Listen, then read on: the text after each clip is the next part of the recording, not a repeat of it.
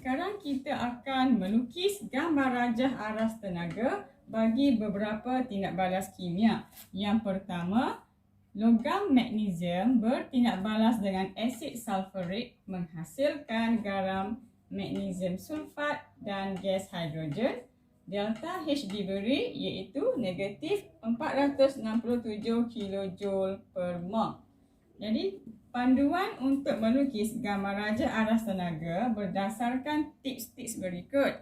Yang pertama, pelajar perhatikan nilai delta H. Okey, sekarang nilai delta H adalah negatif. So, kalau negatif, ia merujuk kepada exothermic. Okey, kalau exothermic, ingat semula yang kita dah belajar sebelum ni, tenaga hasil tindak balas ataupun aras tenaga bagi hasil tindak balas lebih rendah berbanding aras tenaga bagi bahan tindak balas. Okey, disebab itu lukisan anak panahnya adalah menurun ke bawah ya. Panduan melukis anak panah adalah daripada aras tenaga bahan tindak balas menuju kepada aras tenaga hasil tindak balas. Okey, jadi kita menggunakan panduan ini untuk melukis gambar rajah aras tenaga bagi persamaan ini. Okey, mula-mula lukis paksi menegak. Label sebagai tenaga. Okey, kita pandukan rangka gambar rajah aras tenaga yang ni. Paras ataupun aras tenaga bahan tindak balas.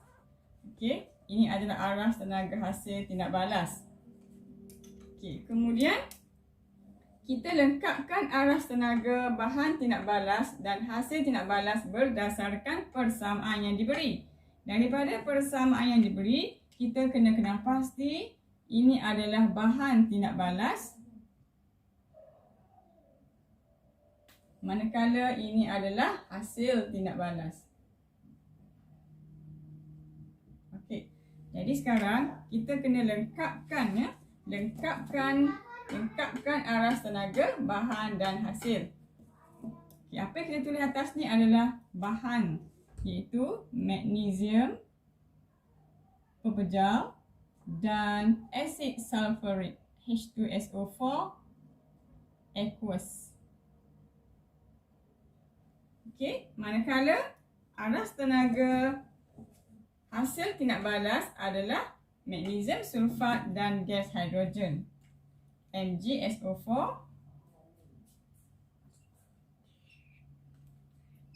dan gas hidrogen H2. Okay. Kemudian kita lukis anak panah dari aras bahan tindak balas ke arah hasil tindak balas. Bahan ke hasil. So anak panah macam ni lah menuju ke bawah. Okey, ni anak panah. Okey, akhir sekali label delta H sama ada negatif atau positif. So label kat sini ya, delta H sama dengan kita ambil nilai yang diberi pada soalan negatif 467 kJ per mol. KJ per mol. Okey. Siap.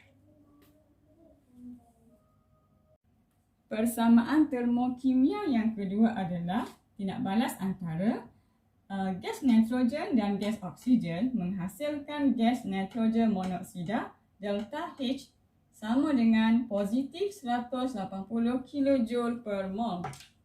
Okey, jadi panduan kita adalah nilai delta H iaitu negatif.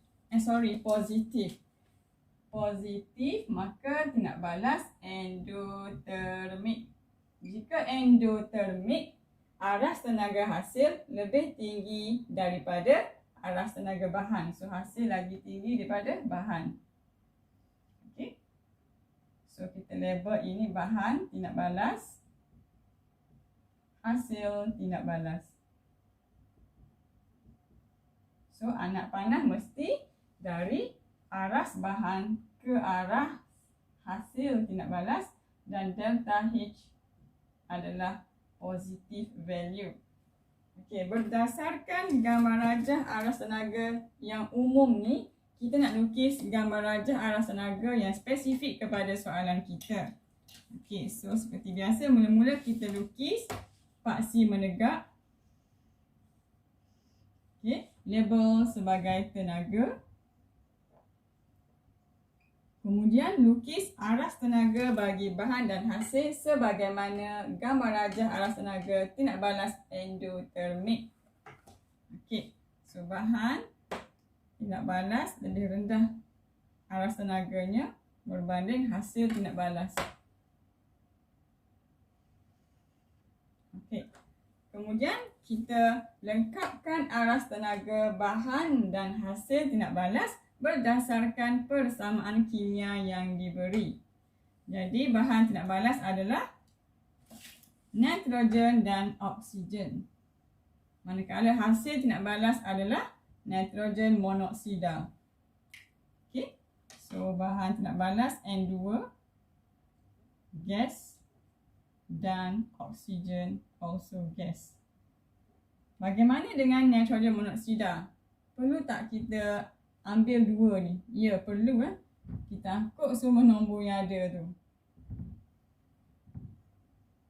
Okey, kemudian kita lukis anak panah dari aras bahan tindak balas ke aras hasil tindak balas. So ni bahan, ni hasil.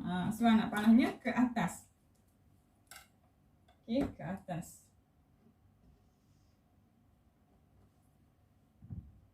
Okey, ke atas. So last kali label delta H.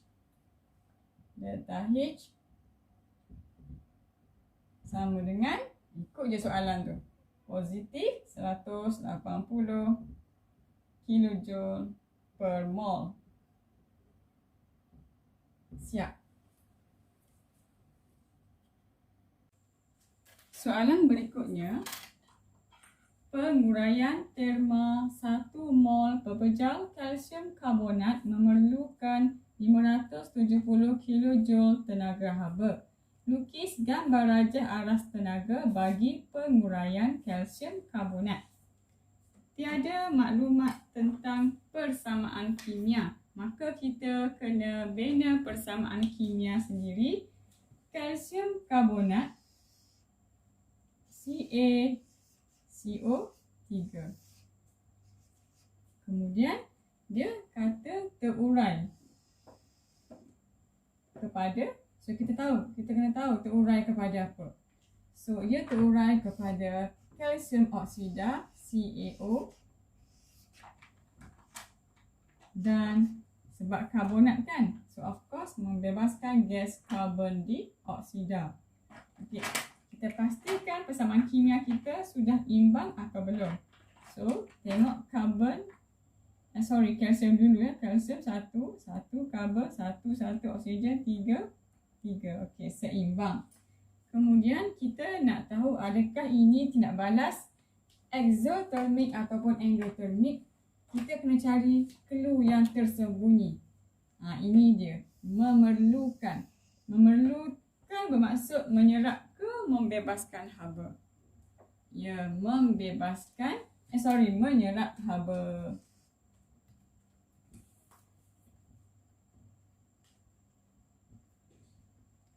Jika menyerap haba, maka tindak balas ini merupakan tindak balas endotermik. Okey, endotermik. Maka gambar rajah aras tenaganya adalah begini. Okey. So kita lukis dahulu garis menegak.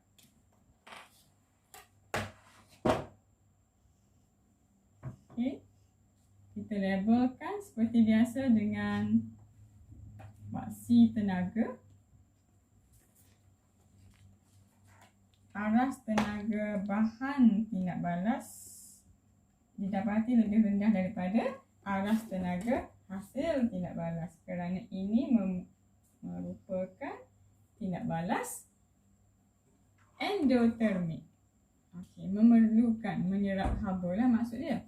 So anak panah mesti dari aras tenaga bahan tindak balas ke hasil tindak balas. Okey.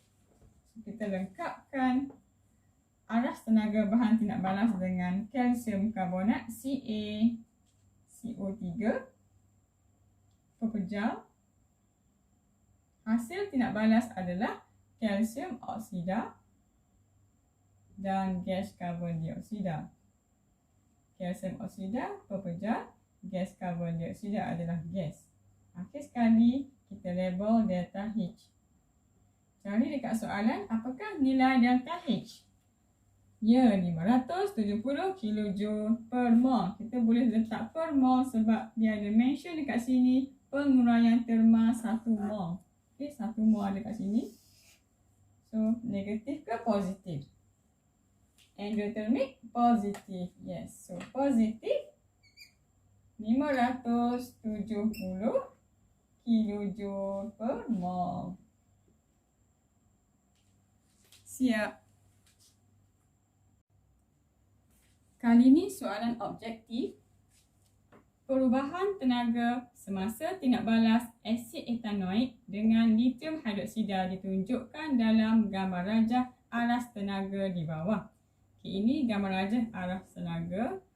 Maklumat yang kita dapat peroleh daripadanya adalah jenis tindak balas daripada nilai delta H. So, ini adalah tindak balas exothermic. So, kalau exothermic, ia melibatkan proses pembebasan tenaga haba. Bebaskan haba lah. Okey. Pada masa yang sama, kita boleh bandingkan jumlah tenaga bahan tindak balas dan jumlah tenaga hasil tindak balas yang mana lebih tinggi. Okey, kita perhatikan pilihan jawapan yang ada. Antara berikut, yang manakah dapat dideduksikan daripada gambar rajah aras tenaga di atas? A. Tindak balas menyerap haba. Of course salah sebab tindak balas membebaskan haba. Okay. B. Tindak balas ini adalah tindak balas endothermic. Salah juga sebab tindak balas yang kita kenal pasti tadi adalah tindak balas exothermic. C. Jumlah tenaga haba, bahan dan hasil tindak balas ialah 55 kJ. Tidak tepat sebab nilai 55 kJ adalah perbezaan tenaga antara jumlah tenaga hasil tindak balas dan jumlah tenaga bahan tindak balas. Okey, D. Jumlah kandungan tenaga haba, bahan tindak balas lebih tinggi daripada jumlah kandungan tenaga haba, hasil tindak balas. Lebih tinggi. Betul lah. Jumlah kandungan tenaga bahan tindak balas, ini bahan tindak balas, lebih tinggi daripada jumlah kandungan tenaga haba, hasil tindak balas. So, jawapan yang tepat adalah D. Dah siap. Dah.